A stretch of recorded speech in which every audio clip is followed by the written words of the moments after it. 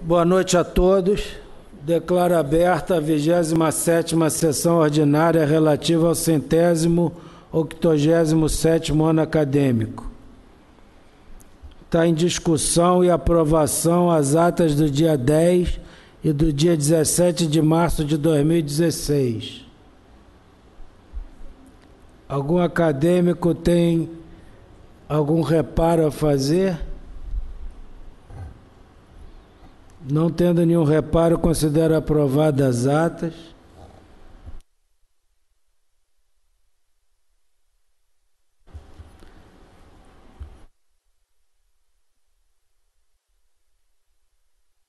Não havendo nenhuma comunicação da secretaria, abro a palavra ao plenário acadêmico, se algum acadêmico quer fazer uso da palavra. Acadêmico presidente Pietro Novellino.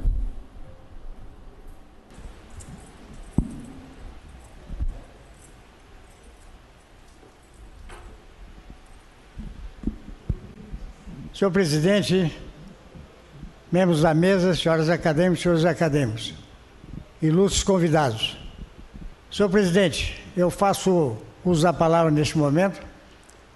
Já comuniquei a Vossa Excelência e também aos acadêmicos que tive a honra de representá-lo no Congresso de Cirurgia em Vitória, em que se comemorou 25 anos do Congresso Minas Brasil, organizado pelo nosso ilustre acadêmico Alcino Lázaro.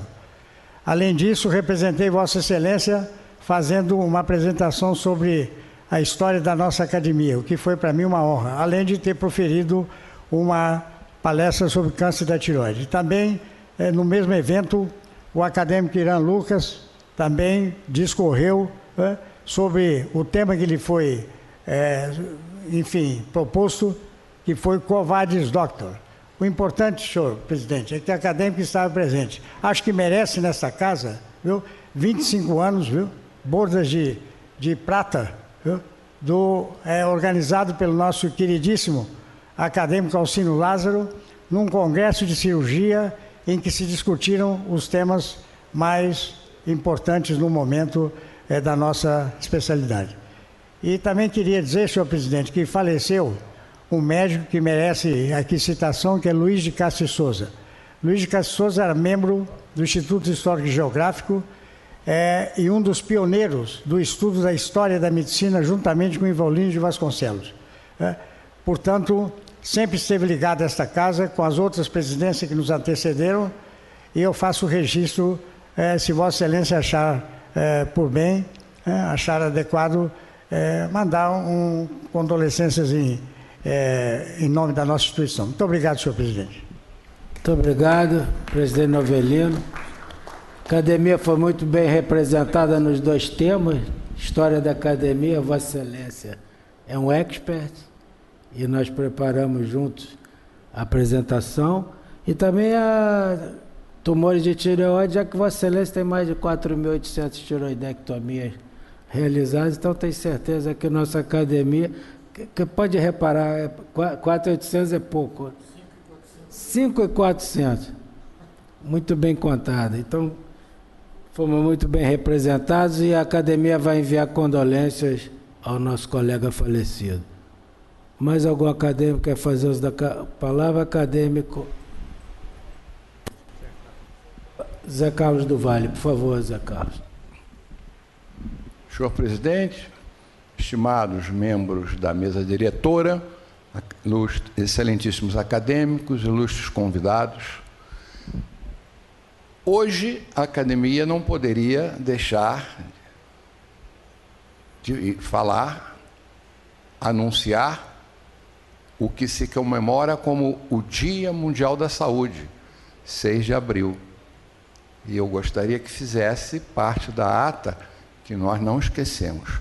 Apesar de que nós temos mais tristezas para comemorar do que alegrias, dado o estado não só da política, da economia do país, mas como o estado deplorável das instituições públicas de saúde. Em todo caso, fica lembrado em plenário hoje, 6 de abril, Dia Mundial da Saúde. O segundo comentário é que, lamentavelmente, nós estamos vivendo, espero eu, que esteja ao termo, essa desdita deste caso que foi a fosfetanolamina. Esse equívoco científico que foi matéria editorial da revista Nature, assustada com o Brasil, como vem tratando essa matéria anticientífica e com espaço na mídia enorme. Houve aprovação para o uso dessa substância na Câmara, lamentavelmente, na Câmara dos Deputados, um abaixo-assinado encaminhado por 26 deputados. Isto foi ao Senado, que nós imaginávamos, diante as inúmeras manifestações contrárias à aprovação dessa substância, isso não é remédio, é uma substância, ela foi aprovada para o Senado, encaminhado para aprovação e decreto pela Presidência da República. A sessão do Senado foi outra coisa lastimável, mostrando o nível que nós temos desses ditos representantes públicos. O presidente do Senado abriu a sessão, concedeu a palavra aos ilustres senadores, ninguém se manifestou e em 3 minutos estava aprovado o uso da fosfoetanolamina e encaminhada à sanção da Presidência da República. Diga-se de passagem que o plenário do Senado estava tomado pelos fanáticos defensores da fósforo, como eles chamam, com bandeiras, cartazes, até cruzes com o nome de pessoas que morreram de câncer e que eles disseram que foram prejudicados pela falta de doação da fosfoetanolamina. Graças a Deus, nem tudo está perdido, porque o ministro do Supremo Tribunal, o ministro Lewandowski, mandou proibir, suspender a distribuição da fosfoetanolamina, concedeu uma liminar à USP, que pediu que ela não tinha e não queria continuar fabricando essa impostura dessa substância, e ficou dito pelo ministro Lewandowski que esse caso vai ser ainda melhor apreciado pelo plenário do Supremo Tribunal, mas que somente aqueles que vinham recebendo as cápsulas e mediante o que ainda tinha em disposição na USP seria dada a esses coitados desses pacientes. Mas a USP já noticiou que não fabrica essa substância, nem tinha condição de fabricar, ela não estava informada oficialmente do que vinha se passando lá no Instituto de Química, e o que é mais interessante, entrou com uma queixa-crime contra esse senhor que fabricou aleatoriamente essas cápsulas e com queixa-crime por uso indevido da fábrica da instituição e por curandeirismo, coisa que desde o início eu defendia. Esse homem não é médico, como é que ele trata pessoas se o menor critério é distribuir? Então, ele vai ter que responder às queixas químicas colocadas pela USP e espero que ele seja preso para servir de exemplo a essa malfadada atitude de pessoas que exploram os pobres coitadinhos dos doentes com câncer terminal. Muito obrigado. Obrigado, acadêmico Zé Carlos do Vale. Não havendo mais nenhum acadêmico Irã Lucas.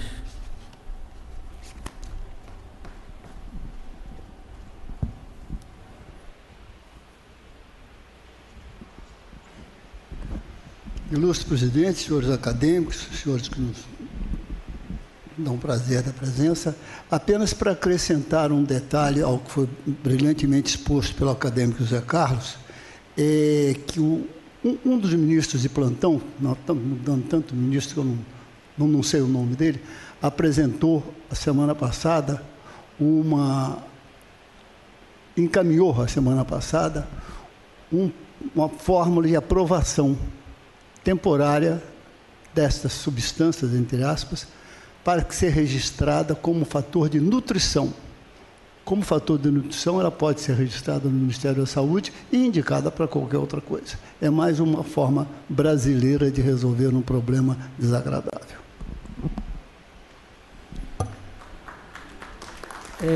Na realidade, acadêmica, o ministro da Ciência e Tecnologia tinha sugerido que ia colocar essa substância como suplemento nutricional. Mas, na realidade, depois dessa série de eventos, o ministro já recuou e tenho certeza que a presidente também não vai sancionar. A academia se manifestou várias vezes nas últimas 3 semanas sobre isso e eu acho que esse assunto está encerrado, salvo algum desastre que possa acontecer, mas nós estamos extremamente atentos e não vamos deixar acontecer. Não havendo mais nenhum acadêmico que queira fazer uso da palavra, eu peço então a meus queridos companheiros de mesa, secretário Cláudio Cardoso de Castro, secretário Antônio Nati, secretário Cláudio Tadeu, que deem assento aos nossos convidados. Convido então para fazer parte da mesa, para continuarmos a sessão sobre o aborto, nossa querida professora Lena Lavinas. Lena, se você quiser ficar aí em função do frio, mas eu gostaria muito de ter você aqui à minha direita. À minha esquerda, eu convido a nossa querida professora Sônia Correia. Convido o nosso juiz de direito, professor de direito penal, Dr. José Henrique Torres. Convido o nosso querido organizador, ex-ministro da Saúde, de grande saudade da sua época do Ministério, acadêmico Zé Gomes Temporão.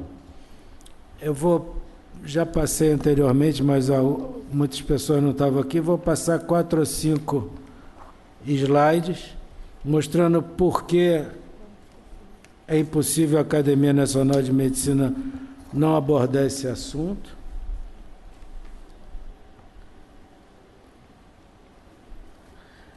Sobre aborto clandestino no Brasil, estima-se em torno de 800 mil, talvez seja um pouco superestimado, mas o que nós temos quase como certo é que temos cerca de 200 mil internações para tratamento de complicações do aborto clandestino no Sistema Único de Saúde, no nosso já sofrido e sobrecarregado Sistema Único de Saúde, com milhares de mulheres em risco de morte e faltando ao trabalho.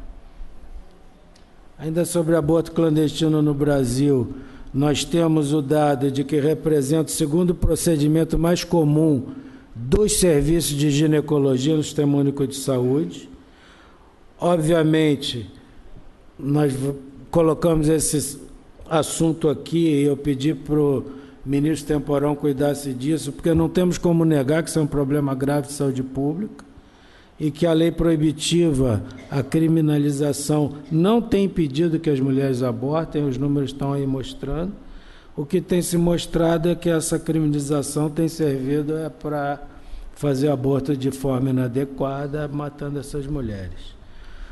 O que nós temos também como dado concreto é que 1 a cada 5 mulheres entre 28 e 40 anos no Brasil já fizeram pelo menos um aborto na vida.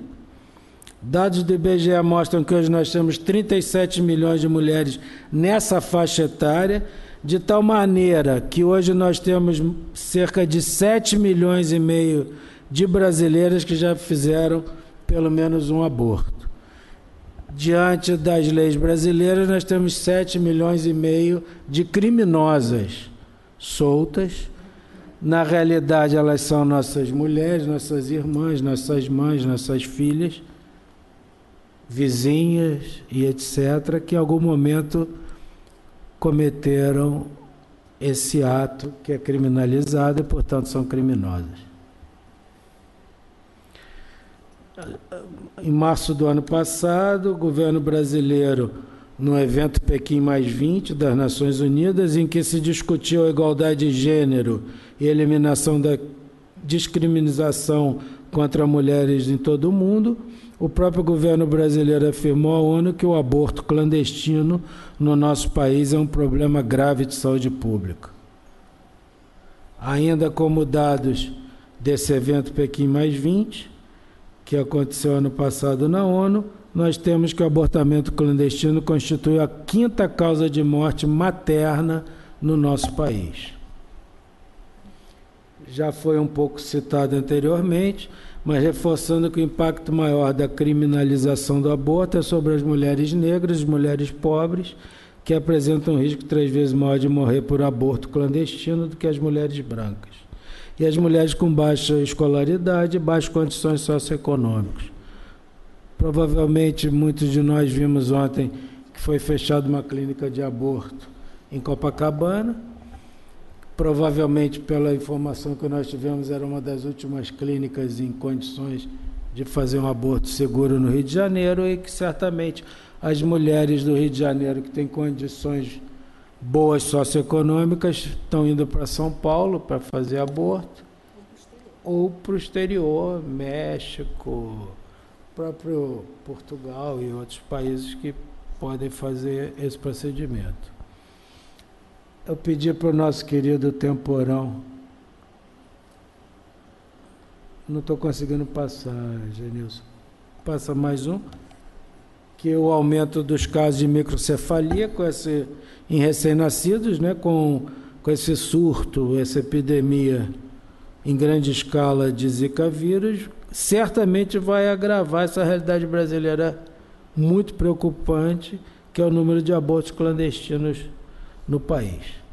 Então, queria agradecer nossos convidados, agradecer ao nosso querido Temporão, que se dispôs a organizar esse simpósio, agradecer a professora Helena Lavinas, professora Sônia Correia, especialmente o nosso juiz José Henrique Torres, que fez um esforço enorme para estar aqui hoje, já que ele está viajando dentro de pouco tempo para Belém do Pará, onde ele vai dar aulas num curso de magistratura, provavelmente vai passar a noite viajando, vai dormir um pouco e já de manhã vai começar a dar aula. Nós ficamos muito sensibilizados com o seu esforço. Então, passo agora ao nosso querido Temporão, para que ele faça sua apresentação sobre dilemas do direito ao aborto em face de doenças emergentes. Por favor, acadêmico Temporão. Muito obrigado, senhor presidente. Quero dar boa noite a todos, cumprimentar meus queridos e queridas acadêmicos, convidados, os componentes da mesa. Bom, para variar, o nosso fantástico presidente me escolheu um tema, foi ele que escolheu e me deu o tema. E aí lá fui eu pesquisar sobre o tema e simplesmente não existe nada escrito sobre o assunto. Então eu já cheguei à conclusão de que, na verdade, este seminário é um primeiro esforço de um diálogo transdisciplinar, né? A partir de vários campos do conhecimento, de tentar fazer uma reflexão sobre um problema muito específico de saúde pública e muito relevante, tanto que a Organização Mundial da Saúde determinou uma emergência mundial desse tema. Um problema que, ao mesmo tempo, preocupante, é fascinante, porque ele permite, de maneira surpreendente, analisar dimensões no campo da ciência, da medicina, da saúde pública, da política, do processo de urbanização brasileiro e também da questão dos direitos sexuais e reprodutivos. Infelizmente, hoje, nós temos mais perguntas do que respostas em relação a essa doença, né? Só para nós compartilharmos aqui um pouco uma certa perplexidade que hoje perpassa o meio científico e dos governos, né? Embora as evidências epidemiológicas e clínicas sejam muito robustas, ainda não há uma evidência científica de causa e efeito entre o vírus Zika e um conjunto de patologias que vem sendo chamado agora como síndrome do Zika congênito. A segunda pergunta não respondida: existe um ou mais cofatores envolvidos no desenvolvimento da patologia? Não sabemos. Terceira questão: nós ainda não dispomos de um teste rápido que possa medir anticorpos e que possa ser utilizado do ponto de vista de saúde pública em larga escala. Ele não está disponível parece que a Fundação Oswaldo Cruz estará lançando até junho um teste rápido para chikungunya, dengue e zika, mas ele ainda não está distribuído, não está no mercado. Parece que está em fase final de validação e de registro. Uma outra pergunta sem resposta. Existe um período de maior risco durante a gravidez para que o vírus cause danos ao desenvolvimento fetal? Não se sabe. Qual o percentual de pessoas que contraem a doença, mas não apresentam quadro clínico? Se desconhece. A infecção pelo vírus Zika confere imunidade permanente? Não se sabe. Porque nem todas as mulheres infectadas pelo vírus desenvolvem lesões em seus bebês durante a gravidez. Tão pouco se sabe. Qual o risco de se contrair a doença através de relações sexuais? Se sabe que uma das formas de transmissão é a transmissão sexual, mas não se sabe avaliar ou medir em que medida ela, em determinado contexto ou dinâmica social, tenha mais ou menor importância. Não se sabe. Existiriam outros vetores importantes na disseminação da doença?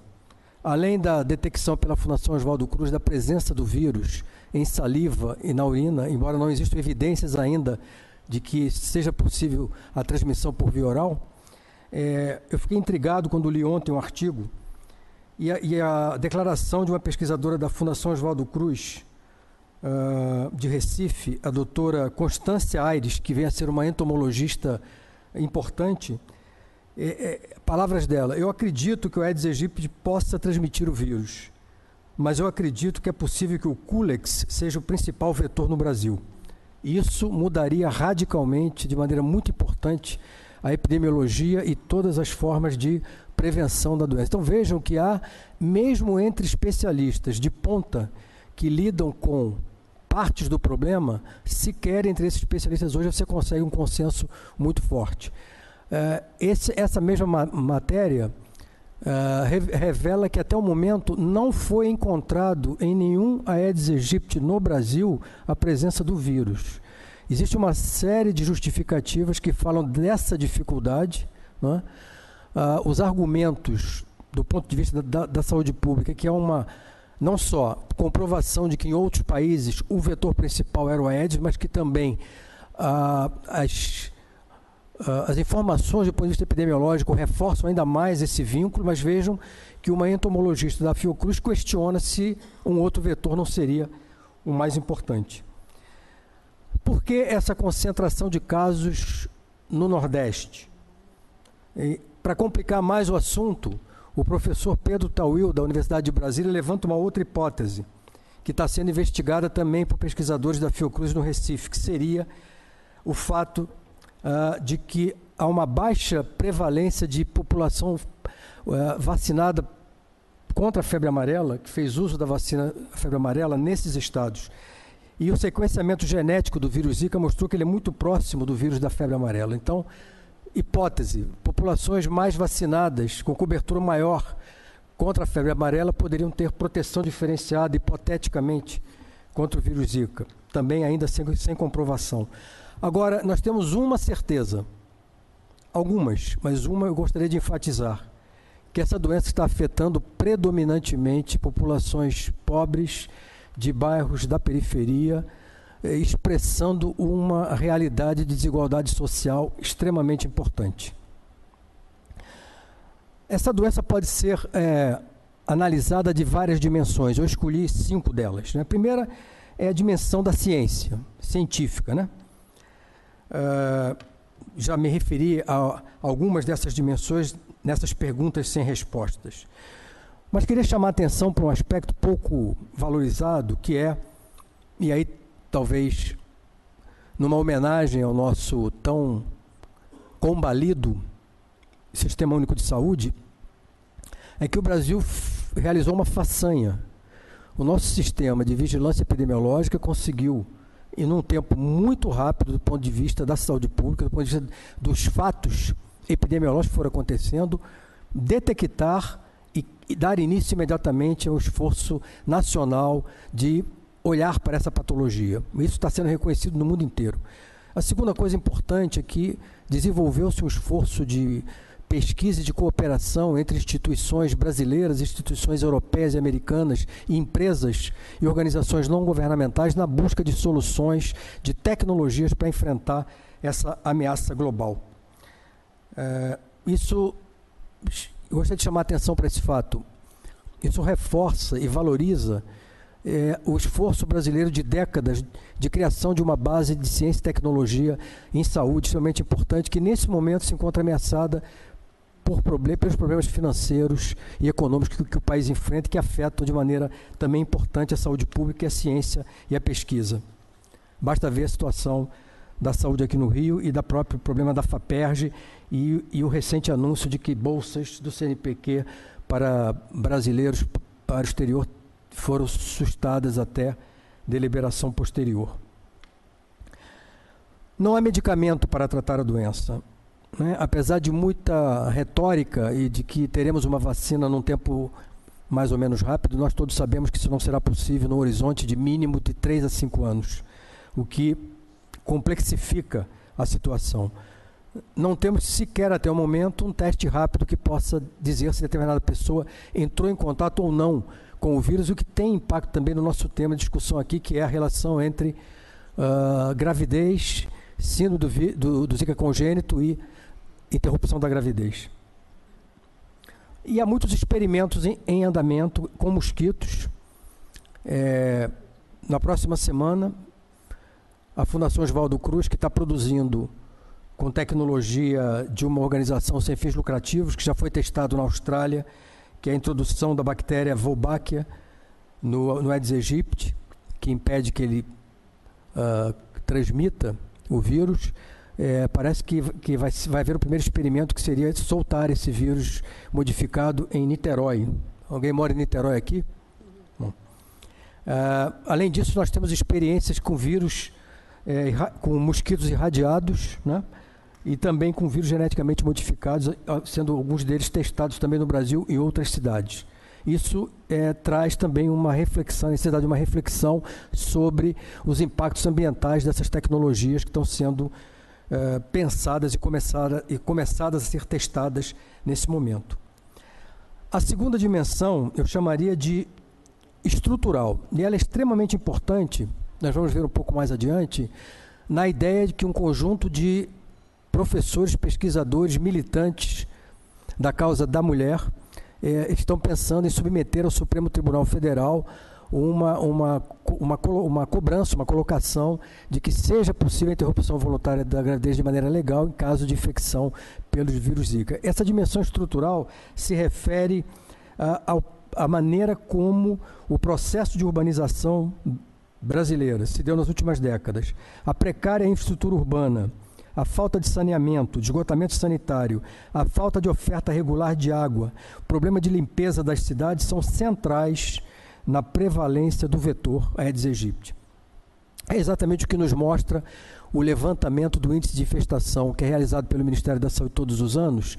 Se nós olharmos, por exemplo, o LIRA de novembro do ano passado, na região Nordeste, 80% dos focos de larvas detectados estão em recipientes que a população utiliza para acumular água, já que não há água disponível nas torneiras das residências dessas famílias de maneira regular.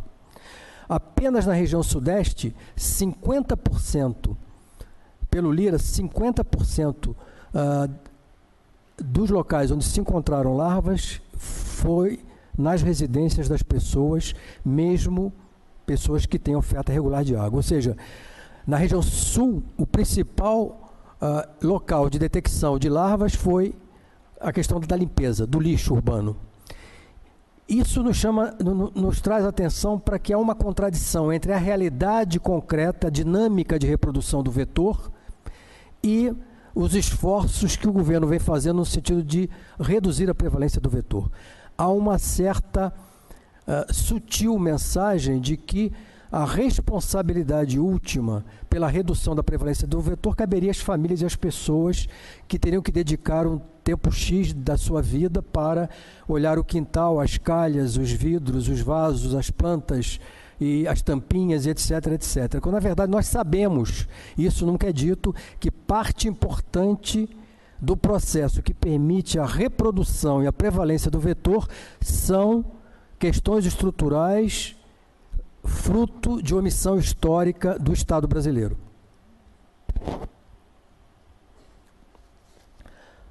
Ainda dentro da questão estrutural, a questão da desigualdade, da incidência da doença e as limitações das medidas de prevenção. O que é que nós temos disponível hoje?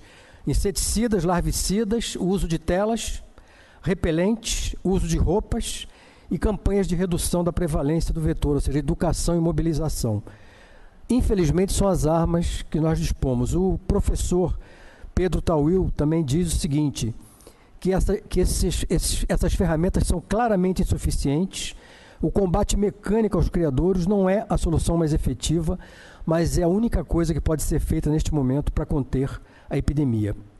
Palavras dele: eliminar o mosquito é uma tarefa dificílima, precisamos de inovações. Enquanto estas inovações não vêm, o que tem de ser feito é o combate mecânico mesmo.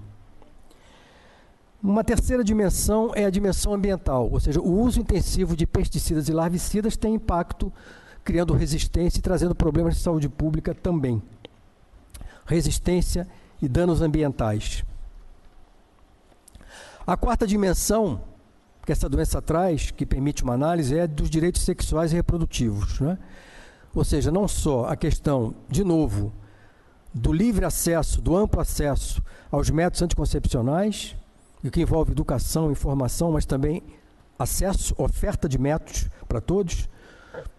Eu queria fazer só um comentário aqui, em parênteses, quando eu estava no Ministério, nós premiamos uma inovação muito interessante de Santa Catarina, que foi um grupo de engenheiros que desenvolveu uma máquina de...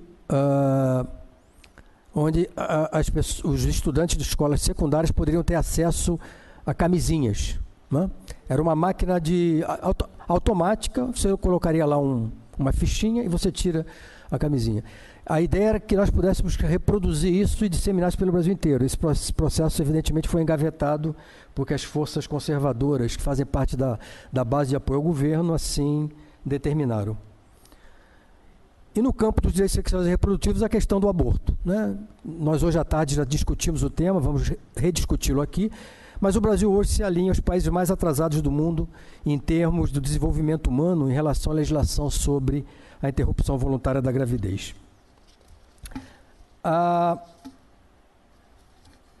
E a quinta dimensão é também extremamente importante, que é a dimensão assistencial e do cuidado.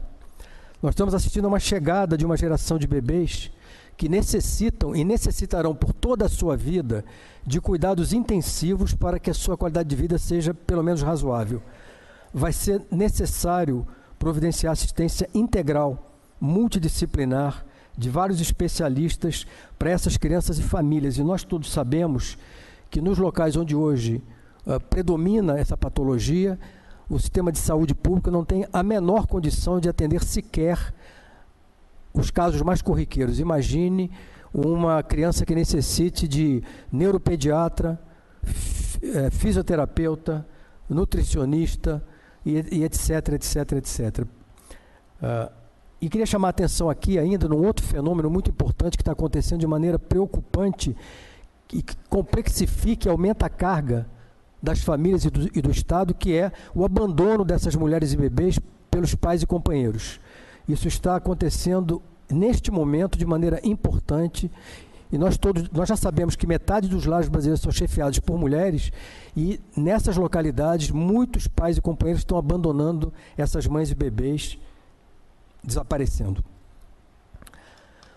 Entrando um pouco mais aqui no tema proposto, dilemas do aborto em fase de doenças emergentes, eu gostaria de comentar, além de que não há literatura disponível sobre o tema, que aqui nós estamos buscando, pela primeira vez de maneira pioneira e inovadora, buscar sentidos e pontes entre vários saberes para construir uma narrativa entre doenças emergentes e abortos. E aí tem uma questão muito singular, que é o que seria viver na situação de uma patologia, de enfrentar uma doença numa determinada comunidade que pode causar danos potenciais ao bebê. Quem vive essa situação, né? Ou seja, são mulheres ameaçadas por um fator externo de difícil ou impossível controle e que desejam engravidar, ou que engravidaram e se sentem ameaçadas pela hipótese de terem contraído essa patologia. Bastante distinto da decisão de interromper a gravidez em contextos onde não há uma ameaça externa. São outras as determinações, não é? De foro íntimo, questões econômicas, outros tipos de problemas, não é? E aí, aqui sim, o fato de nós não termos até o momento um teste rápido que possa medir anticorpos e que possa expressar de modo fidedigno o real impacto dessa doença e que possa trazer evidências robustas para a mulher que grávida desconhece se teve ou não o contato com o vírus, né?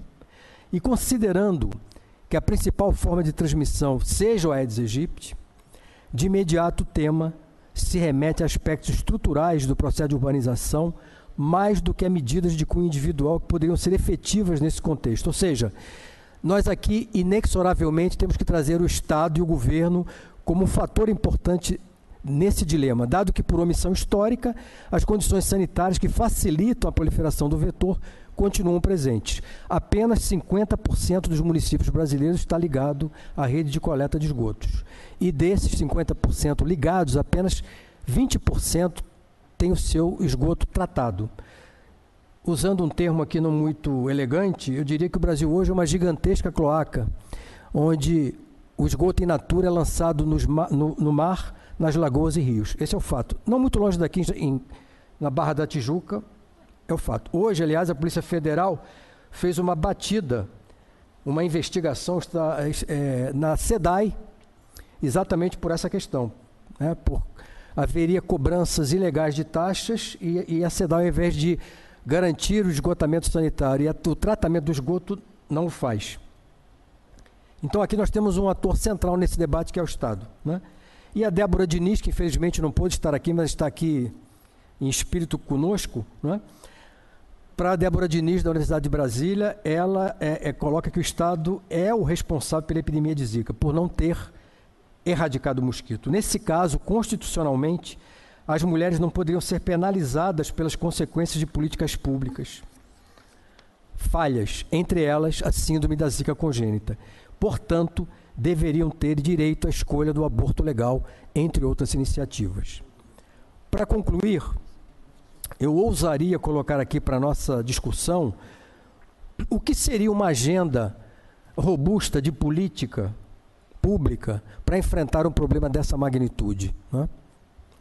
Além da necessidade urgente, e que nós estamos fazendo um esforço para isso, de termos soluções no campo da ciência que nos ajudem a lidar com o problema, e essa seria a primeira dimensão, eu creio que a segunda é a urgência de uma política nacional de universalização do saneamento básico, água, esgoto e lixo. É inadmissível que era a sexta ou a sétima economia, hoje não sei se é a oitava ou se é a nona, enfim, mas uma das maiores economias do mundo, a sétima economia do mundo, tem a metade das suas residências simplesmente sem nenhum tipo de ligação de esgotamento sanitário e 20% dos domicílios sem oferta regular de água.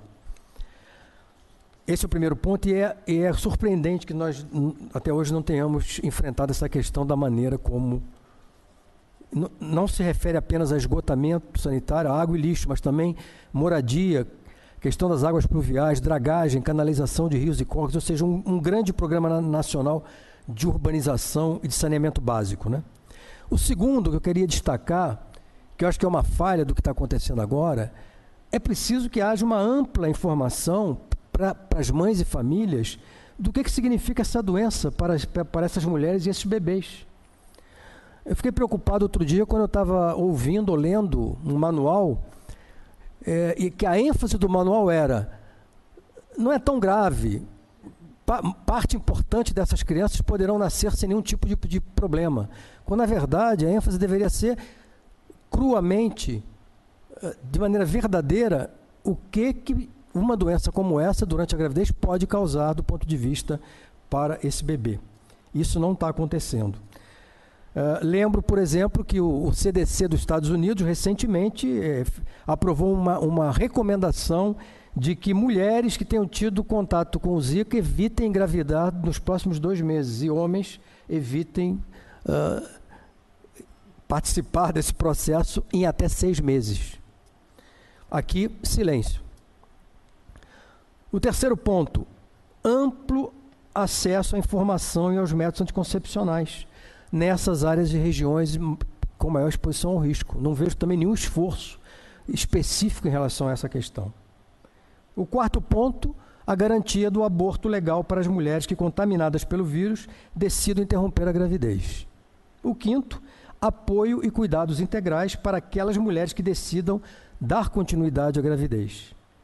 E, por fim, o que é muito complicado, muito caro, e o Brasil vai ter que fazer um gigantesco esforço para prover esses serviços, é cuidar das mães, das famílias e dos bebês que nascerem com os problemas que a síndrome do Zika congênito acarreta.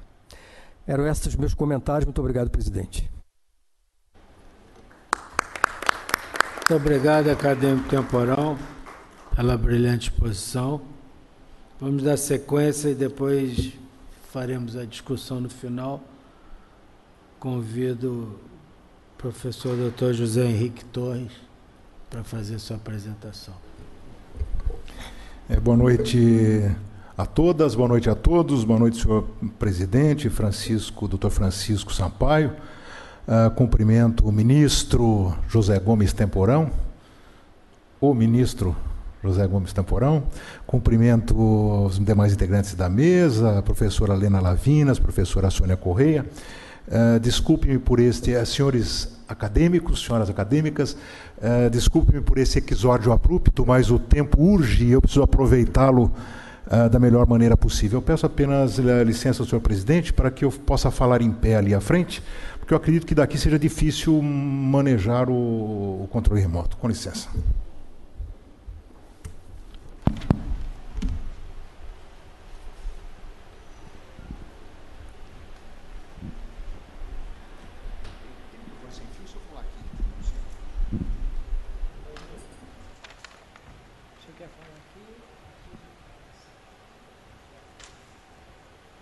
Eu acho que aqui é perfeito, porque o público está bem na... Pode ser assim, presidente? Muito obrigado.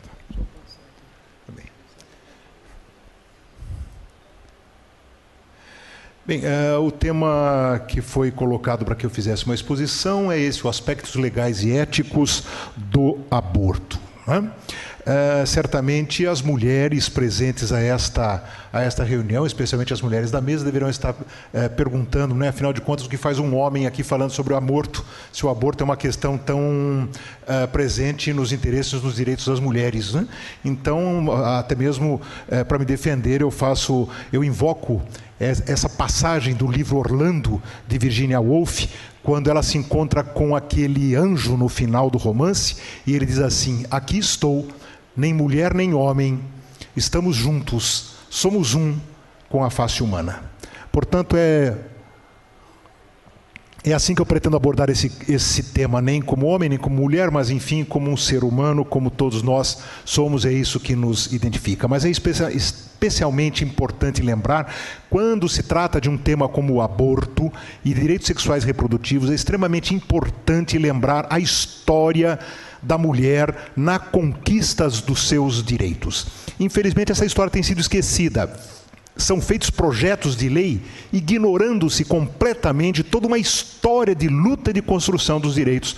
E tentam destruir esses direitos do dia para a noite com um simples projeto. Pois bem, vamos nos lembrar então que a história das mulheres é uma história de violência, uma história de dominação, de exclusão, baseada numa concepção moral ultrapassada, na submissão carnal, na subordinação entre os sexos, enfim, uma história ditada por uma ideologia patriarcal, que aliás é construída exatamente num contexto de desigualdade que se reflete na construção da desigualdade de gênero.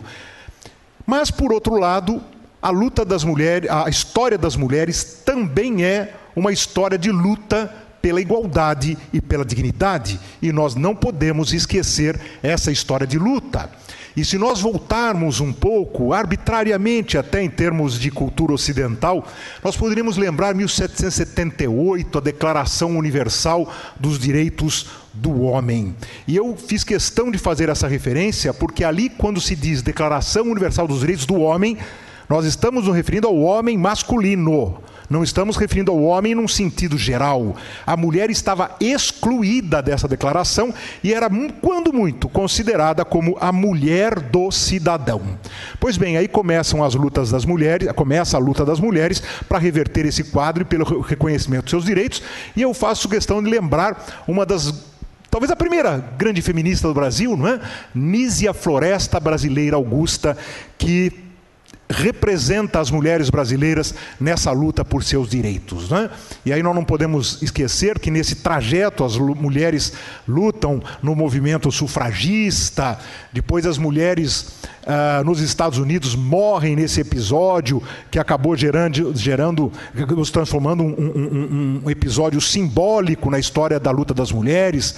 Mas no dia 8 de março de 17, então, as mulheres na Rússia se rebelam contra o czar, contra a opressão do trabalho, há uma grande repressão e essa data se consagra como o Dia Internacional das Mulheres e deflagra, inclusive, o movimento final da Revolução Russa de 17, não é?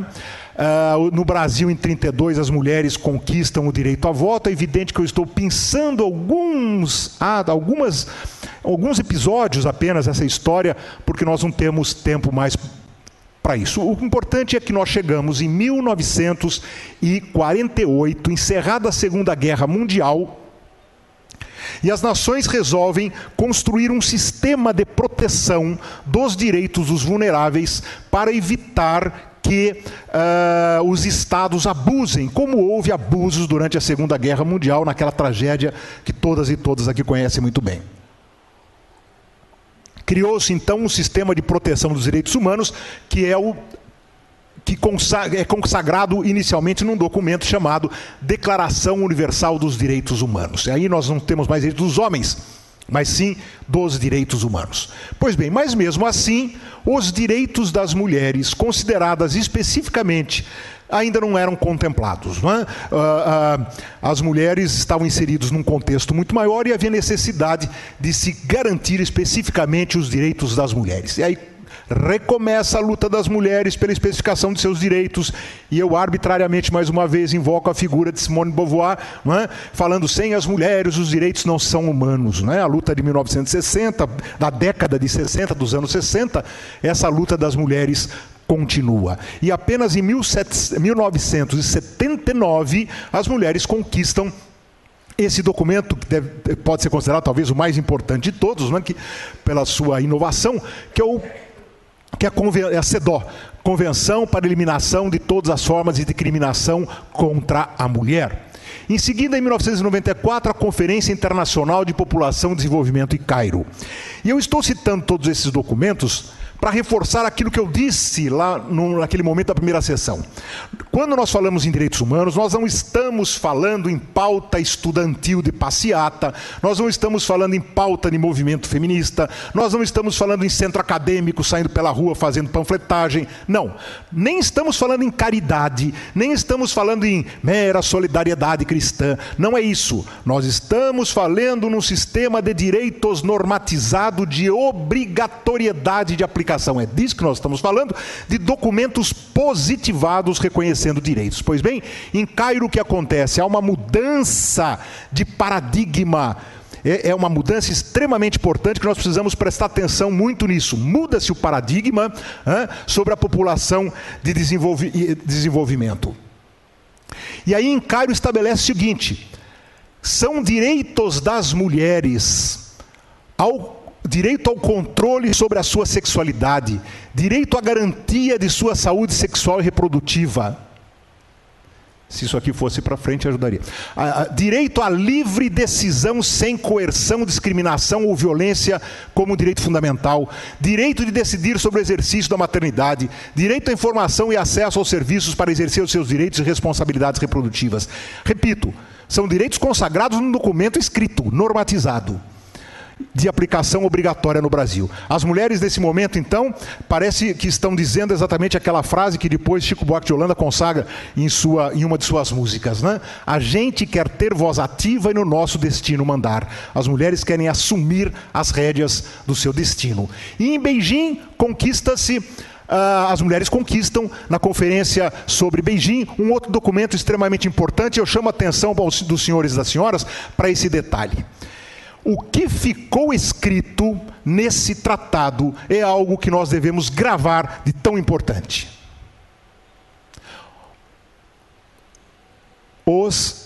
Agora estou tentando voltar, não consigo. Aqui. Os direitos das mulheres são direitos humanos. Não é alguma coisa extraordinária? Ou seja, nesse documento, as nações reconhecem, senhor presidente, que as mulheres são seres humanos. É uma coisa absolutamente incrível, mas é isso mesmo que está escrito. Os direitos das mulheres são direitos humanos. Isso eu posso estar falando de uma forma jocosa, mas a gente imagina a dificuldade, o problema, a dimensão da violação dos direitos das mulheres para existir um tratado para que as nações assinem, reconheçam que os direitos das mulheres são direitos humanos. Pois bem, aí em Beijing, na China, em 95, avançando na conquista dos direitos, as mulheres conquistam esse tratado que enfatiza a necessidade da garantia da autodeterminação, da igualdade, da segurança sexual e reprodutiva das mulheres para a plena vivência de sua vida sexual e reprodutiva. E aí então, mais especificamente, o Sistema Internacional de Direitos Humanos começa a reconhecer os direitos sexuais e reprodutivos das mulheres. E em Pequim, esses direitos são especificados. E, finalmente, em Belém do Pará, em 95, numa reunião aqui no Brasil, não é? numa reunião em que se produziu mais um documento, a Convenção Interamericana para Prevenir, Punir e Erradicar a Violência contra a Mulher, pela primeira vez é reconhecida a violência... Eu não estou conseguindo mudar aqui, será que... Ficar mais perto. E aí então começa a ser reconhecido o ciclo de violência, não é, contra a mulher. 30% das mulheres têm a primeira relação sexual forçada, 52% das mulheres são vítimas de assédio sexual. Sinto muito dizer isso na presença das mulheres que aqui estão, mas 70%, quase 70% das mulheres, se não foram, serão vítimas de alguma agressão física ou sexual em toda a sua vida. Enfim, as mulheres, em razão dessa violência, morrem.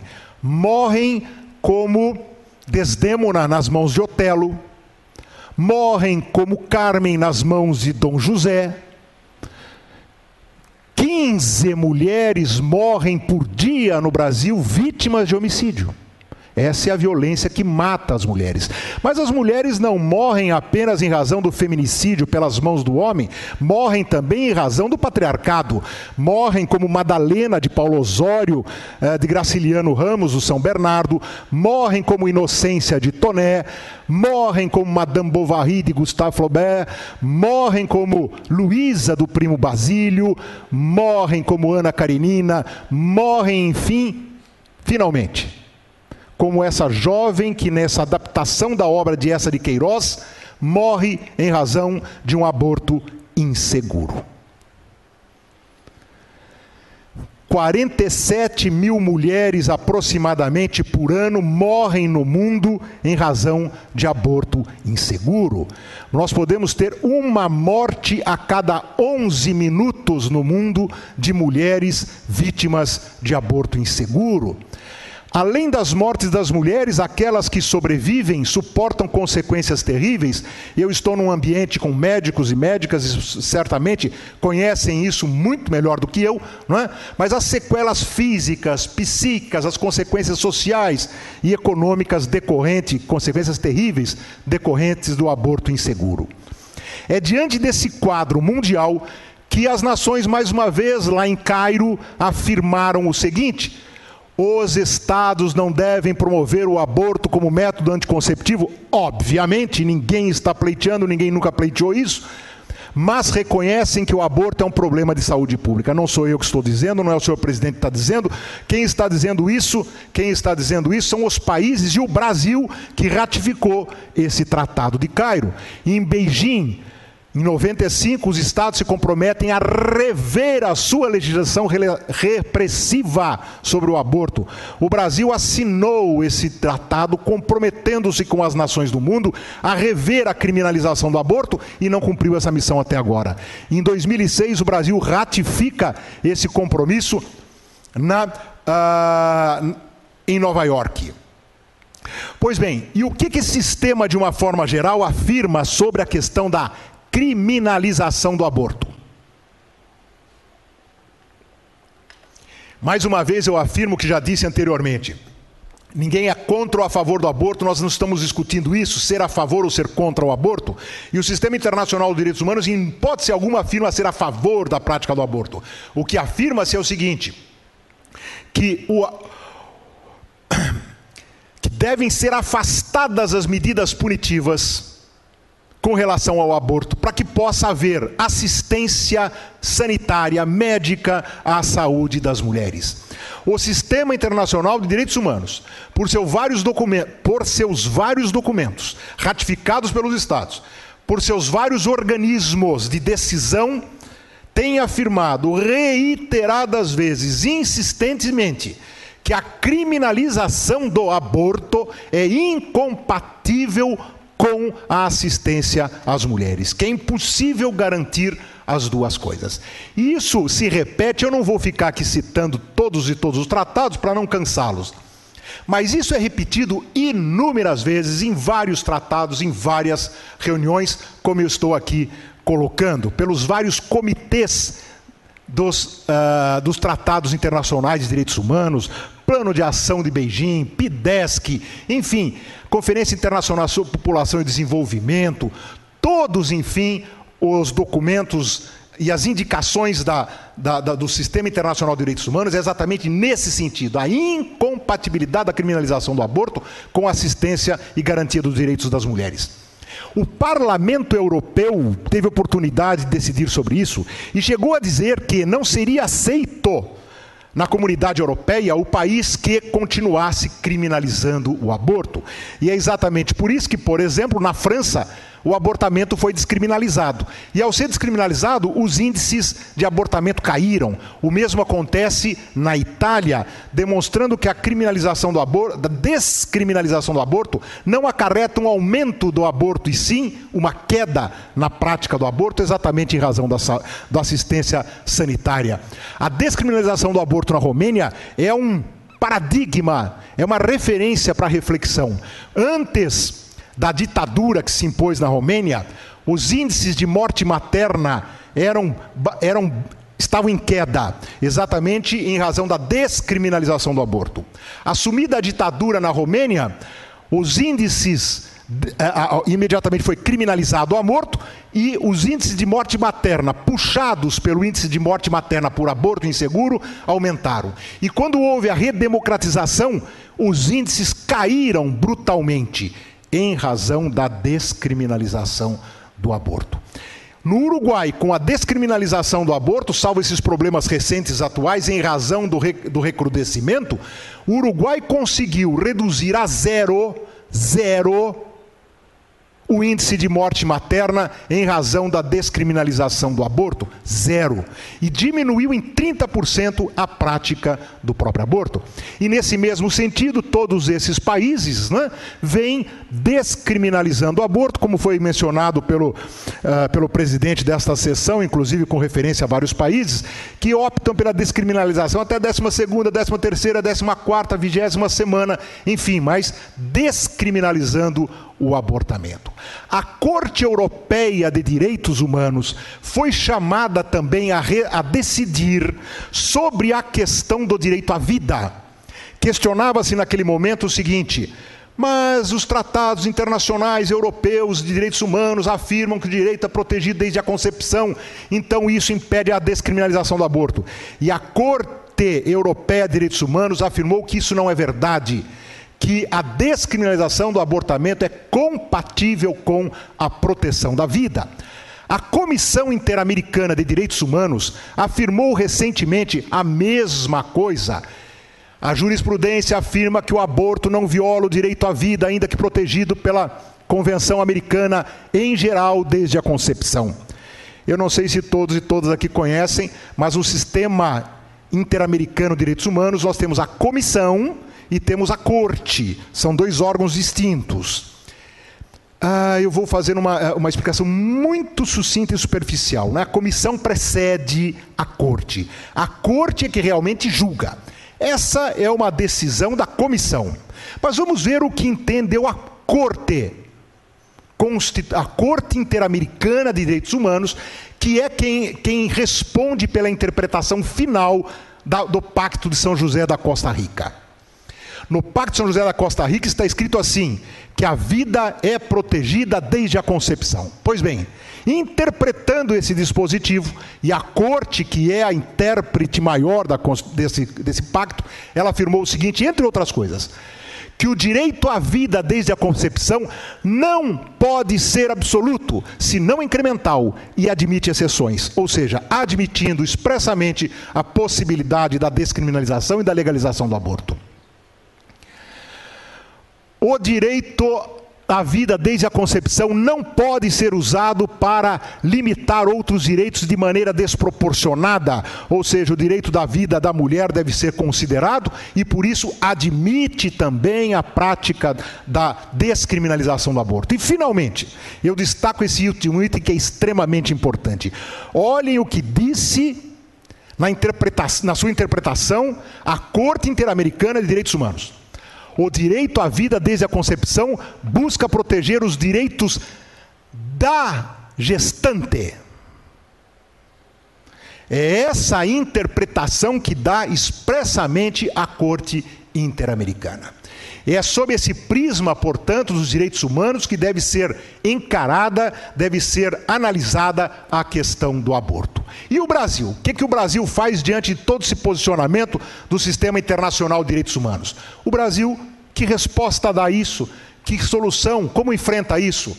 Bom, primeiro eu preciso lembrar que o Brasil acolhe esses tratados internacionais de direitos humanos, essas convenções como norma constitucional, está expresso na Constituição, é o que ensina Cansado Trindade, é o que ensina Igo Sarletti, enfim, os grandes doutrinadores constitucionalistas brasileiros ensinam que as normas de direitos humanos se incorporam ao nosso sistema como sistema de garantias. Portanto, o que o Brasil faz diante dessas decisões do Sistema Internacional de Direitos Humanos, que faz parte do seu sistema jurídico, não é algo alienígena, estrangeiro, não, faz parte do nosso direito. O Brasil ignora tudo isso e continua dizendo que a prática do abortamento é crime e pune o autoaborto, ou seja, a mulher que pratica o abortamento, pune o terceiro que pratica o abortamento com pena de 3 a 10 anos, pune o aborto com consentimento da gestante de 1 a 4 anos de prisão. Pois bem, mas o legislador em um Estado de Direito democrático, senhores e senhoras, por favor, para quem não é da área do direito, precisa prestar atenção nessas coisas. Em um Estado de Direito democrático, o legislador não pode sair por aí criminalizando o que ele quer, como quer e da forma como quer. Como eu já disse aqui, o direito penal é um instrumento muito forte, muito violento nas mãos do Estado. Portanto, tem que haver limites. E os limites estão em determinados princípios constitucionais e democráticos. Por exemplo, esses 3 princípios que eu vou rapidamente abordar com os senhores, porque eu sei que eu já devo estar passando meu tempo. Então vamos lá. Quais são os princípios que limitam, dentro do nosso sistema jurídico, a atuação do legislativo para criar uma conduta como criminosa? Aliás, senhor presidente, se o senhor me permite um parênteses, eu não sei se todos sabem, mas como não são profissionais do direito, não estudam direito, não tem obrigação nenhuma de saber. Mas no Brasil, só é crime aquilo que a lei diz que é crime. Acho que todos têm essa noção. Ou seja, pode ser a coisa mais horrorosa, pavorosa, hedionda do mundo. Se não estiver descrita em lei como crime, crime não será. Ponto final. Então existe sempre um processo legislativo para transformar alguma conduta em crime. E é nesse processo que o legislador tem que observar esses princípios. E depois para manter como crime esse princípio. Por exemplo, o que levou o legislador a criminalizar a conduta de molestar cetáceo? Alguém pode aqui me ajudar, por favor? cetáceo, golfinho, né? Quer dizer, molestar golfinho no Brasil é crime. O que levou o legislador a criminalizar isso, eu não faço a mínima ideia. Mas vamos continuar com o aborto, que acho que é mais fácil explicar do que explicar a questão do cetáceo. Mas, enfim, princípio da idoneidade. Vejam, os senhores, o que significa esse princípio? Por favor, esse é extremamente importante. A criminalização de qualquer conduta deve ser um meio útil, eficaz, idôneo, para controlar um determinado problema social. Ou seja, nós temos um problema social, criminalizamos e resolvemos o problema. Ele é útil para resolver o problema. E agora eu lhes pergunto, senhores e senhoras, por favor, a criminalização do aborto tem sido eficaz, útil, idôneo para resolver esse problema imenso social que constitui o aborto? São aproximadamente 700 mil abortos sendo feitos por ano no Brasil. Esses são os números dessa pesquisa, são números mais aproximados cientificamente. Os números, o senhor presidente já se referiu, vários já se referiram, eu não vou ficar aqui cansando os senhores, mas é evidente que os números indicam que o número de mulheres que praticam o abortamento no Brasil é imenso, ou seja, que a criminalização do aborto não está sendo útil nem eficaz para evitar a prática do abortamento. Há uma grande jurista que fala o seguinte, que onde for absolutamente irrelevante ou criminógena a tutela penal, apesar da dignidade punitiva de certa conduta, o Estado deve abster-se de incriminar. Ou seja, não é obrigatória sempre a criminalização. O Estado pode optar pela não criminalização quando ela for inútil, como é no caso da criminalização do abortamento. Princípio da racionalidade. Vamos ver mais um princípio. No processo democrático de criminalização devem ser considerados os benefícios e custos sociais causados pela adoção da medida proibicionista criminalizadora. Ou seja, criminalizamos a conduta e vamos ver quais são as consequências. Se melhora ou se piora. E com o abortamento que tem acontecido? Em razão da criminalização do abortamento, implantou-se o abortamento inseguro na sua dimensão mais dramática. Ou seja, em razão da clandestinidade, da conduta ser criminosa, proibida, as mulheres procuram os centros mais incompetentes, inseguros para fazer aborto e morrem. Eu tive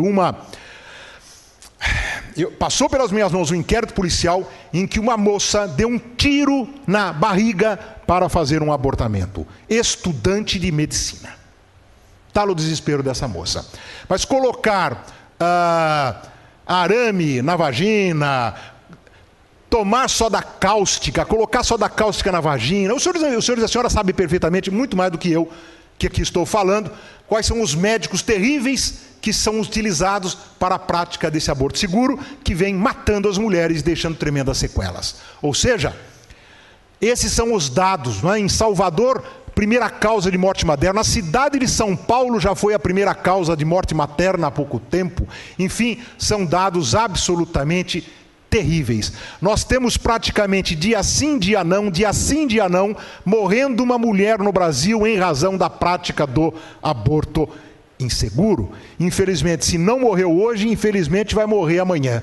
Uma mulher em razão de aborto inseguro. Aliás, eu estava uma vez falando num auditório, senhor presidente, e eu disse assim, são 47 mil mulheres que morrem por ano. Aí uma pessoa no auditório gritou, mentiroso, é muito menos. Falei, tudo bem, vamos ficar com 10%? 4 mil mulheres, para o senhor está bom? 4 mil mulheres morrerem por ano? Nós fazemos um acerto por 10%. Enfim, são números absolutamente estratosféricos e inadmissíveis. Mas vamos para o outro princípio, o princípio da subsidiariedade. A criminalização somente se justifica quando não houver outros meios ou outras alternativas para o enfrentamento do problema social a ser arrostado. Ou seja, temos um problema, o Estado tem que fazer de tudo, antes de lançar mão da criminalização. Senhor presidente, Vossa Excelência me desculpe, mas eu preciso dizer uma coisa. Eu há pouco disse que o sistema de criminalização é um sistema terrível, forte, violento. Pois eu digo com a maior sinceridade e certeza para os senhores e as senhoras. O grau civilizatório de um país é medido pelo tamanho do seu sistema penal. Quanto mais pena, quanto mais aprisionamento, quanto mais crimes, quanto mais direito penal, menos civilizado é esse país. Quanto mais civilizado é o país, menos direito penal, menos criminalização, menos recrudescimento, menos polícia, menos repressão. E infelizmente nós vemos tanta gente lutando para aumentar, ampliar o sistema de criminalização, como se isso fosse a solução, a panaceia para todos os nossos males. Ao contrário, vamos reforçando esse sistema. Na verdade, o que nós precisamos para tratar, cuidar da questão do abortamento, não é polícia, não é crime, não é criminalização, não é pena. Nós precisamos de políticas públicas de promoção dos direitos das mulheres. Não é? E eu vou educação formal e informal, capacitação de profissionais para promover o acolhimento, mantenha-se de estruturas sanitárias, mantenha-se de sistema de acolhimento, apoio integral à maternidade, assistência integral ao aborto legal, garantia de informação, acesso pleno aos meios anticonceptivos, aumento de poder das mulheres de tomar decisão, políticas públicas que garantam igualdade, propriedade, de oportunidade e renda, políticas públicas emancipatórias que promovam a mulher. É disso que nós precisamos. O ministro Temporão fez uma referência à questão do combate ao mosquito, e é mais ou menos isso, ministro Temporão. Nós não resolvemos os nossos problemas estruturais, mas nós colocamos o exército na rua para matar mosquito. É mais ou menos assim, nós não resolvemos todos os nossos problemas, mas queremos que a polícia prenda as mulheres que praticam abortamento, como se isso fosse resolver os problemas. Enfim, os estados devem garantir, especialmente através de políticas públicas, o empoderamento da mulher, como afirmam inclusive os tratados internacionais de direitos humanos. Aliás, a corte portuguesa, os senhores sabem, já ouviram hoje aqui que foi descriminalizado o aborto em Portugal, né? Imagine em Portugal o que houve de resistência. E a corte portuguesa foi chamada a decidir e decidiu o seguinte: a tutela penal há de ser última ratio das medidas culturais, econômicas, sociais e sanitárias, e não sucedâneo para a falta delas. Mas claro que isso é impossível. Ou seja, nós temos dois grandes sistemas, o sistema repressivo e o sistema promocional. Iludem-se aqueles que acham que vão promover os bens-valores, como a vida, por exemplo, através da criminalização. São incompatíveis esses dois sistemas. Não é possível manter esses dois sistemas. Ninguém vai ficar apaixonado pelo meio ambiente porque é crime cortar pé de palmito. Ninguém, o sistema criminal não tem função promocional, não tem capacidade de promover valores. Por isso enganam-se aqueles que acham que a criminalização do aborto pode promover o respeito à vida. E aí vem a Corte Constitucional Portuguesa e diz o seguinte: a vida intrauterina reclama a proteção do Estado. É óbvio que a vida intrauterina reclama a proteção do Estado, e o Estado deve garantir a proteção a todas as gestantes, exatamente como no Brasil. Mas não obriga que essa proteção tenha natureza penal, não sendo possível concluir que a ausência de proteção penal equivale pura e simplesmente ao desamparo e desproteção. Ou seja, nós não precisamos da proteção do sistema penal. A vida intrauterina pode ser protegida de outra forma, de maneira muito mais eficaz, porque nós estamos vendo que não está sendo eficaz. Portanto, o que eu queria, e eu estou concluindo, senhor presidente, na verdade dizer é que a criminalização do aborto viola os princípios constitucionais da idoneidade, da racionalidade e da subsidiariedade. E mais, existem mais alguns princípios que dizem o seguinte, eu vou citar muito rapidamente esses. Não se deve criminalizar uma conduta de modo simbólico, ou seja, apenas para fazer crer que estão tomando uma medida. Infelizmente, nossos legisladores são muitas vezes contaminados por essa ideologia. Fazem a lei, sabe que não vai dar certo, sabe que não vai resultar em nada, mas faz para enganar a opinião pública, para que a opinião pública os aplaude e dizem, pô, os deputados fizeram alguma coisa. São os juízes que não deixam aplicar as leis. É a polícia que não funciona. Enfim, de uma maneira simbólica. Não se deve criminalizar uma conduta e impor uma determinada concepção moral. E é evidente que nós temos a criminalização do abortamento fincada em preceitos morais. Não se deve criminalizar condutas frequentemente aceitas e praticadas por parcela significativa da população. Isso são princípios éticos, constitucionais, democráticos, que estão sendo violados, rasgados pela criminalização do aborto. E vejam, repito e insisto, eu não estou aqui defendendo a prática do aborto. Não estou dizendo que o Estado tem que incentivar o aborto, absolutamente ao contrário. O que eu estou insistindo, querendo dizer aos senhores, é que criminalizar o aborto não é a solução e que a criminalização do aborto viola os princípios constitucionais. A criminalização do aborto não tem sido eficaz nem útil para a proteção da vida intrauterina. A criminalização do aborto acarreta às mulheres terríveis sequelas e morte. A criminalização do abortamento é incompatível com o sistema de proteção dos direitos humanos sexuais e reprodutivos das mulheres. A criminalização do aborto é incompatível com a proteção à saúde das mulheres, que é um direito fundamental garantido pela nossa Constituição. A criminalização do aborto está sendo mantida com um enorme custo social e impede a implantação de medidas eficazes para o enfrentamento desse problema de saúde pública. A criminalização do aborto está embasada em paradigmas da ideologia patriarcal de dominação e não serve para proteger a vida do feto. Não está servindo, mas serve como instrumento de dominação patriarcal para controle da sexualidade feminina. Serve para matar as mulheres, serve para subjugar as mulheres, serve para submeter as mulheres. É para isso que tem servido a criminalização do aborto. Enfim, a criminalização do aborto atenta contra a vida e a dignidade das mulheres, e por isso eu afirmo que a criminalização do aborto é inconstitucional. O abortamento tem que ser descriminalizado e outras alternativas têm que ser buscadas. Mas não se esqueçam de que em duas hipóteses legais o aborto já é descriminalizado. Nós temos o aborto não criminoso no Brasil nessas duas hipóteses que nós já mencionamos na primeira fase das nossas tratativas, das nossas conversas hoje cedo, né? E eu fiz essa referência e repito aqui. O Supremo Tribunal Federal, recentemente, julgando um caso de anencefalia, afirmou que a malformação fetal é incompatível com a vida extrauterina quando a malformação fetal é incompatível com a vida intrauterina, não há vida a ser tutelada pelo direito penal.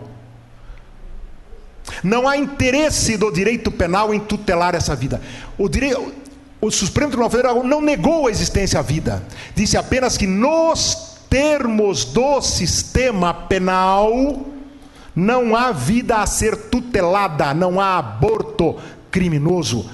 E o Supremo Tribunal Federal fez essa expressão genérica, referindo-se a um caso de anencefalia. Portanto, eu ouso dizer, depois de ler as 400 páginas do acórdão do Supremo Tribunal Federal, que o Supremo Tribunal Federal, que essa decisão pode ser aplicada perfeitamente, por analogia, a todos os casos de malformação fetal com inviabilidade de vida extrauterina, exatamente com base na decisão do Supremo Tribunal Federal.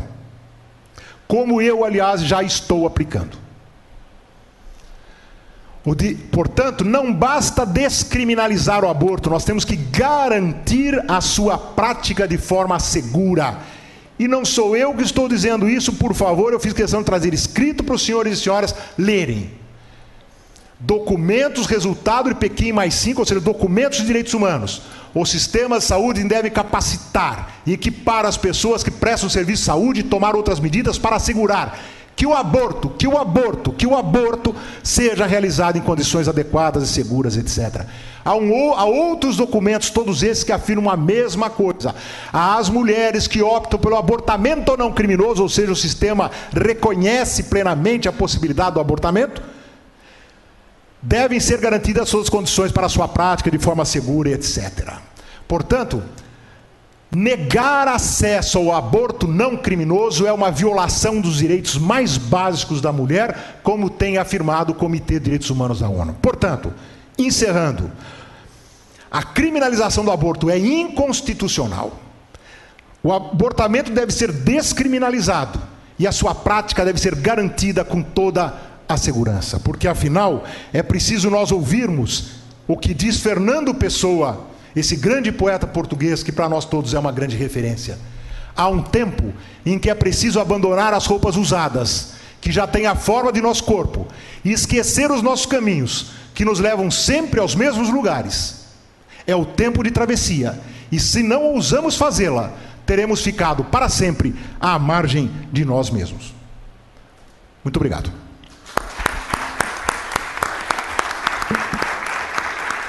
Muito obrigado, professor José Henrique Torres, por essa brilhante palestra. Muito obrigado.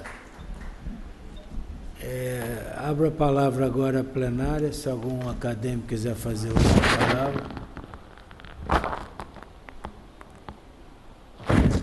Alguma manifestação da plateia?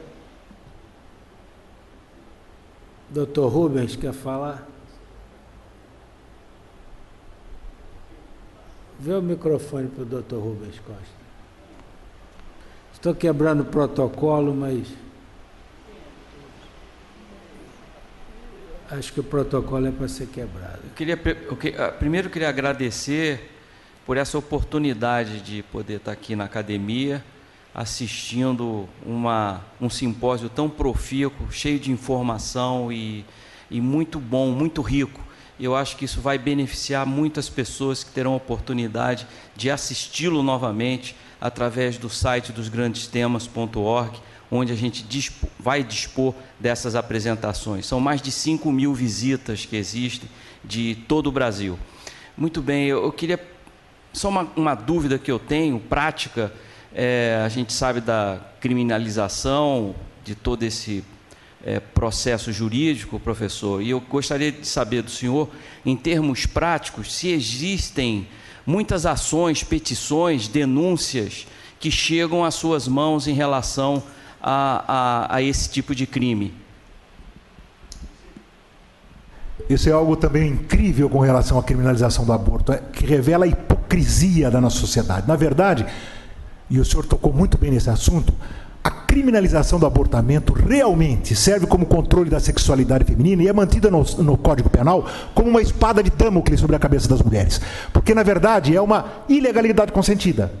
Porque a polícia não age, não atua, não tem inquérito. A não ser quando alguém faz uma denúncia, faz um escândalo, aí o sistema de direitos humanos começa a avançar muito, aí precisa pegar alguém, vai lá, estoura uma clínica, como aconteceu aqui no Rio de Janeiro, vai lá, prende as pessoas, faz o estardalhaço e pronto. Deixa para lá e a coisa continua. Mas eu até brincava antes, quando nós chegamos aqui, estouraram uma clínica de aborto aqui no Rio. Eu falei, foi aberta a semana passada e já estouraram. Falei, funciona faz 20 anos. Como 20 anos? A polícia não descobriu? Ou a polícia é incompetente, ou é conivente.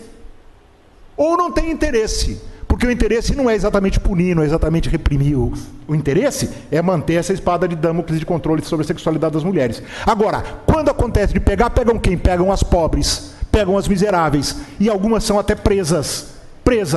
E quando não são condenadas, fazem acordo judicial, como eu vi acontecer, para prestar serviço à comunidade. E o que o juiz manda que elas façam? Que vai trabalhar em creche para ver criancinha, cuidar de criancinha.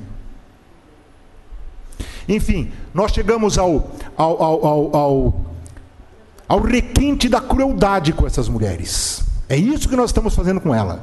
Mas eu, em 30 anos do Tribunal do Júri, presidi 2.000 sessões do Tribunal do Júri, nenhuma de aborto.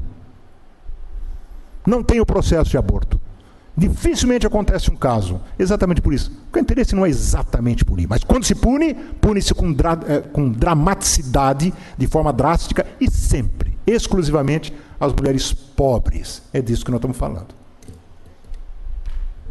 Muito obrigado, professor Zé Henrique. Professora Helena Lavinas, eu queria suas considerações.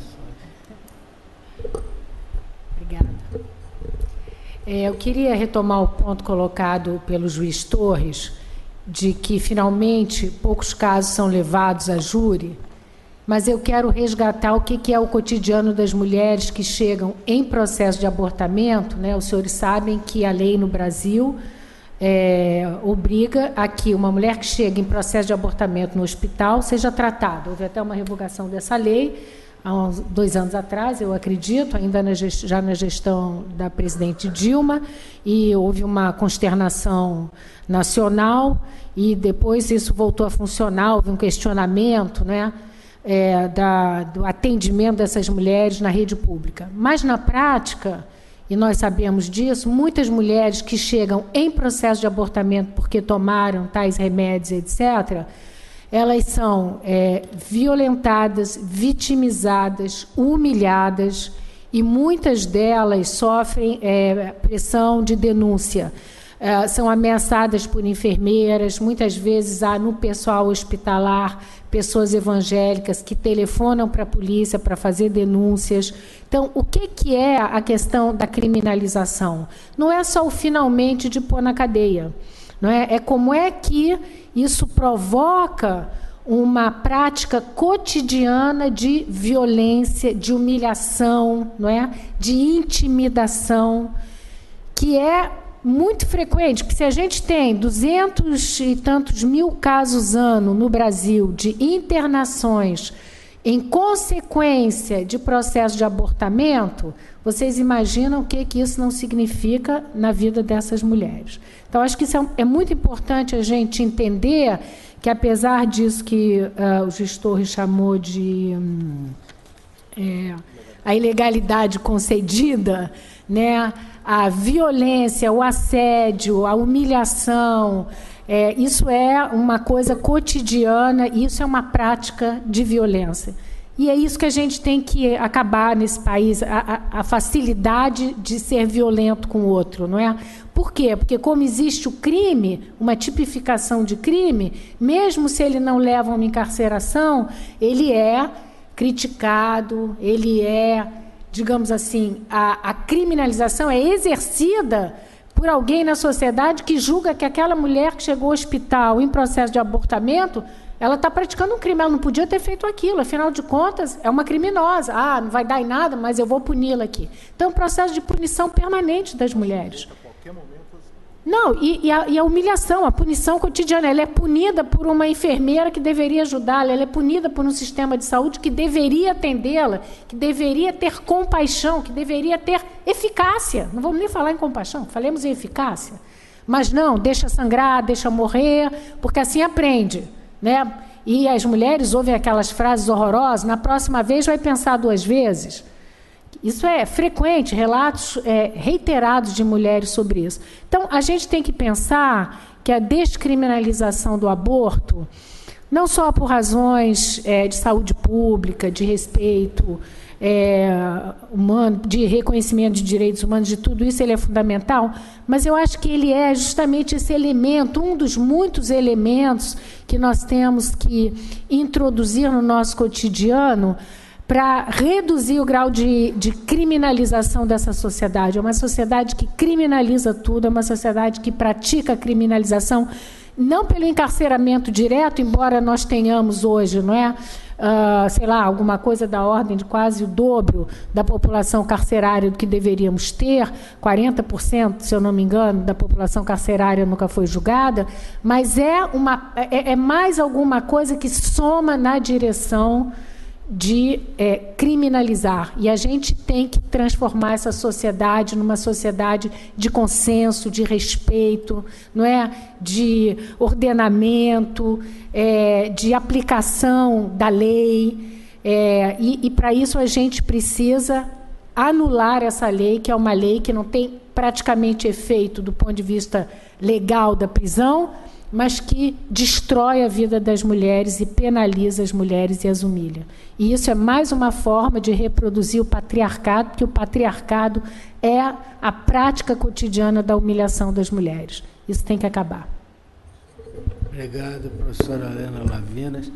Convido a professora Sônia Correia a fazer seus comentários. Bom, eu só queria adicionar uma pequena informação a esse debate, né, sobre a questão do qual é a realidade, quais são os números da criminalização. O juiz Torres tem razão de que os números são pequenos, mas eu acho que é preciso dizer que nessa última quadra, nos últimos 10 anos, por efeito do recrudescimento na sociedade da posição moralista criminalizante com relação ao aborto, tem aumentado o número de mulheres denunciadas e indiciadas. Tem um estudo no Rio de Janeiro, por exemplo, que mostra que de 2007 para 2013, é um estudo ainda incompleto, mas olhando os casos que chegaram ao sistema judicial, houve uma multiplicação de quase 10 vezes, de 12 casos num ano para 150. Né?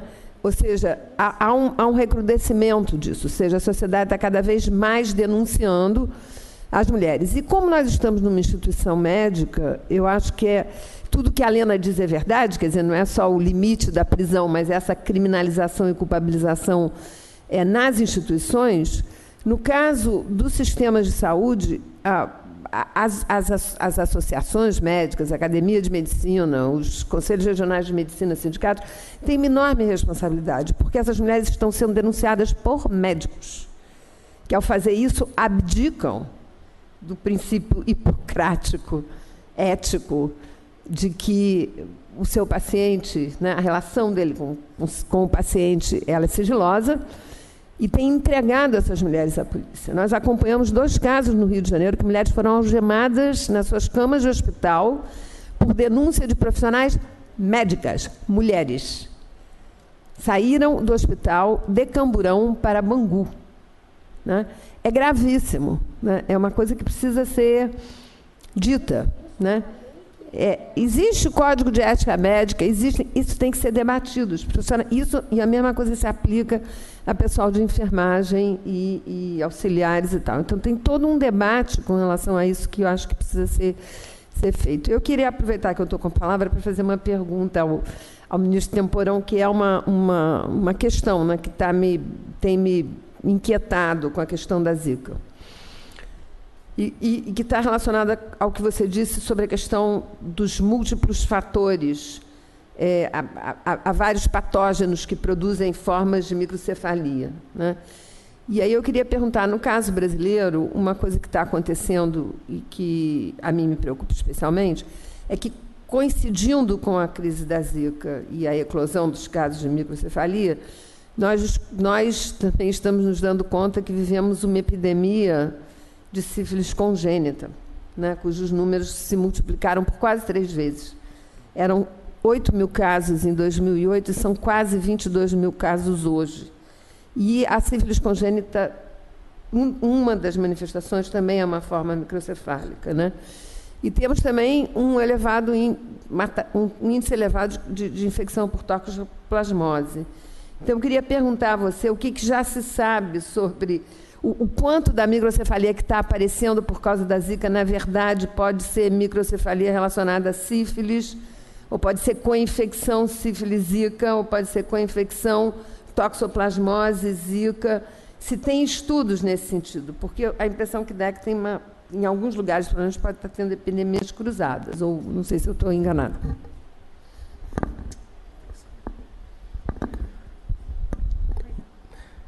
É verdade que essas patologias podem causar microcefalia, apesar de que hoje nós estamos falando o vírus Zika, ele causa, na verdade, uma série de outros danos pelo tropismo que ele tem no sistema nervoso central, não é? Ou seja, a microcefalia é apenas uma das expressões desse conjunto de patologias que podem se expressar em surdez, em problemas de visão, em retardo mental, em problemas motores, em convulsões reiteradas. No caso da sífilis congênita, e aí há exatamente, eu chamaria atenção para 2 doenças que podem causar microcefalia, que é a sífilis e a rubéola. No caso da rubéola, nós erradicamos, através de uma campanha de vacinação realizada em 2008, que foi muito difícil porque ela visava uma faixa etária que não é tradicionalmente objeto das campanhas de vacinação, que era a faixa etária dos jovens, homens e mulheres, né?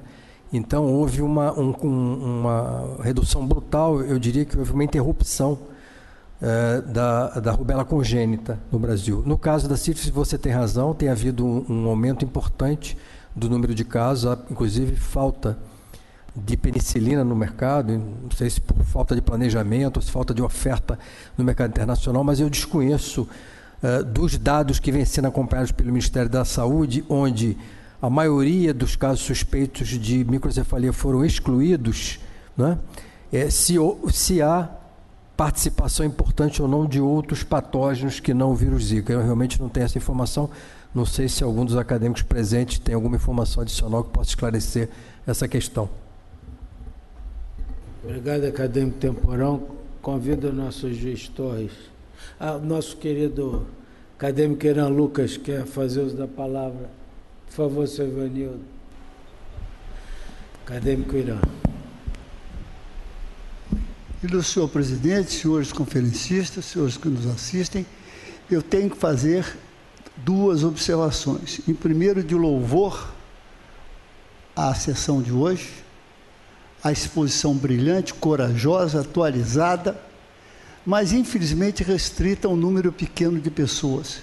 Eu acho, senhor presidente, que nós, e sei que isso faz parte de seus planos, devemos dar uma maneira de disseminar essas informações tão úteis, tão importantes, tão necessárias para o povo brasileiro conhecer, já que sabemos perfeitamente bem que o progresso está ligado à educação.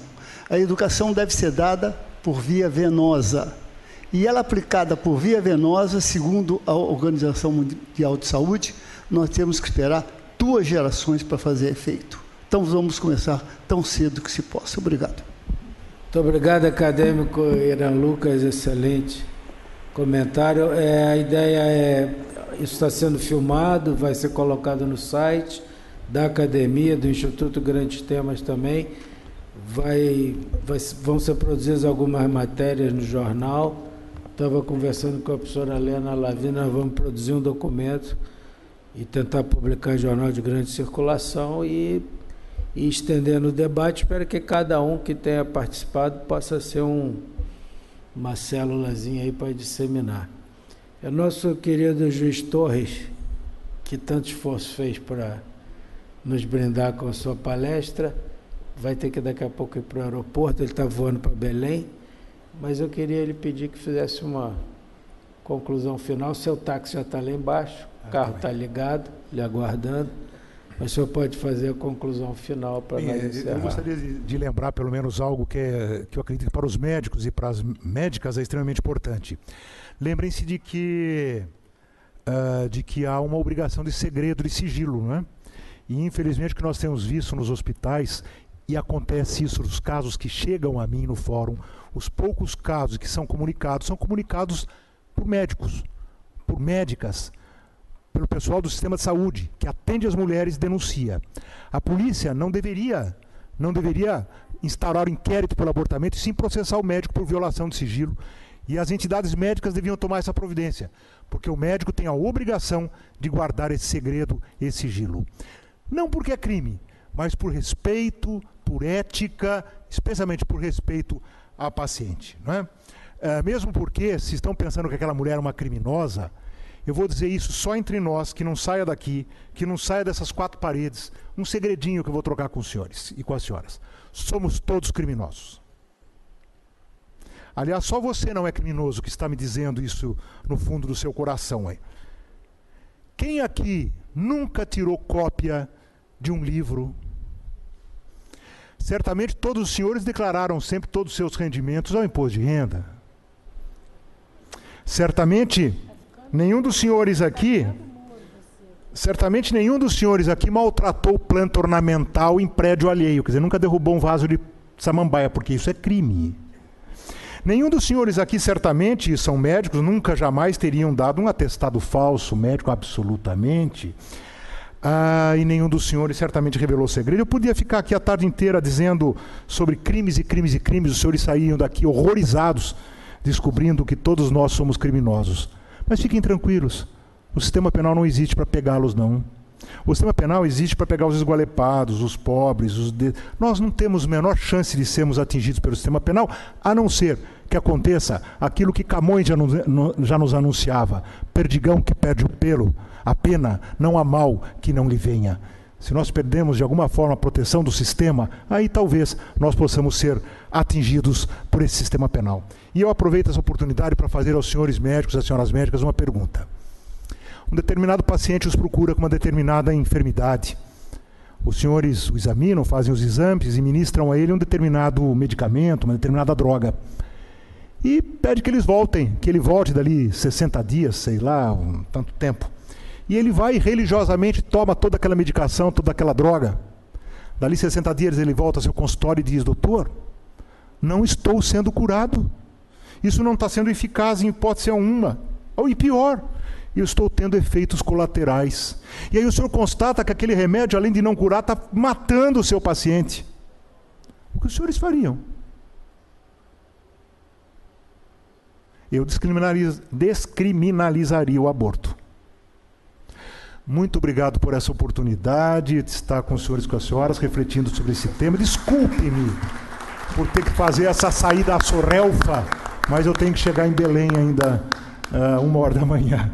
Muito obrigado. Boa noite a todas e a todos. Desculpe, senhor presidente. Muito obrigado a todos e declaro encerrada a sessão.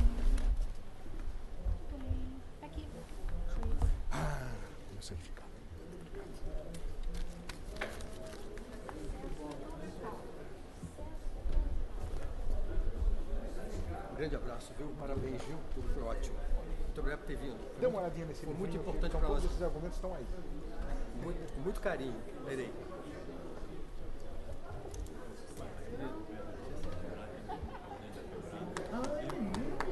Mas é lógico. Sim, eu não vi. Puxa, é verdade. Que bom, que bom. Parabéns pela sua atuação. Beleza. Importante nesse processo todo. Muito obrigado. Puxa, que pena que eu não... Mais uma vez. E é muito bom ouvi-lo.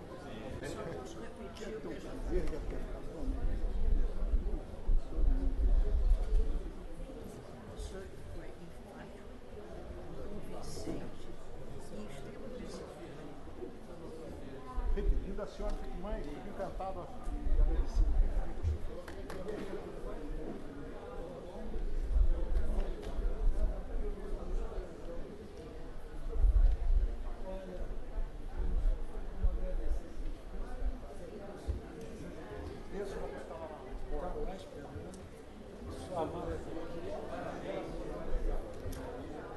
Ilustre, como é que você vai?